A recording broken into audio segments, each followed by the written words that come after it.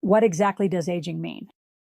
It means the population in many countries is, on average, getting older. According to a recent United Nations report, in 2050, there will be more people over the age of 60 than children under 16 for the first time in history. What impact is this aging process likely to have globally?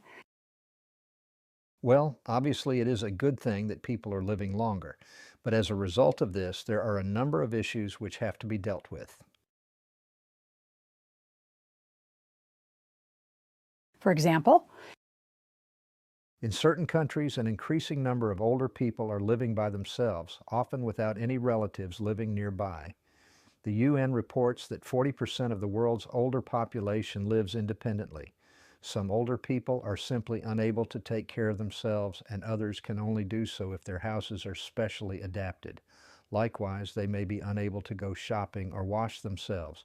Consequently, they need someone, perhaps a professional, to help. And of course, older people need social activities as well. and how are societies adapting to this? Supermarkets, for example, have introduced more home delivery services, which have been particularly beneficial for older people.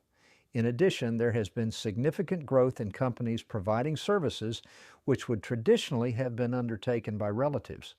These include private nursing care and Meals on Wheels services, which deliver food to your door.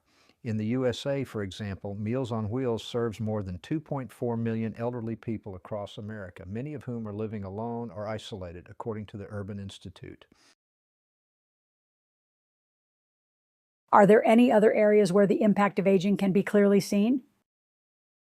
Although it is not a problem yet, many governments are worried about the economic impact of an aging population. Fewer citizens working and paying taxes obviously results in less money for the government to pay for things like health and education. NBC World News recently reported that in Italy, which has Europe's oldest population, people are now living 30 to 40 years beyond retirement. This means that the number of needy pensioners is rising. What advantages can an older population bring?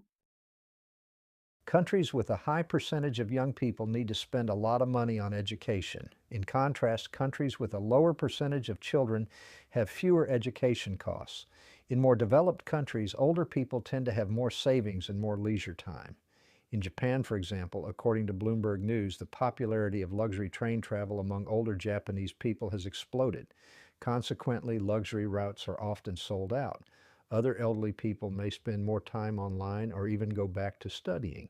Of course, older people do have a lot of experience, and if they can, some continue working in a voluntary capacity after they retire.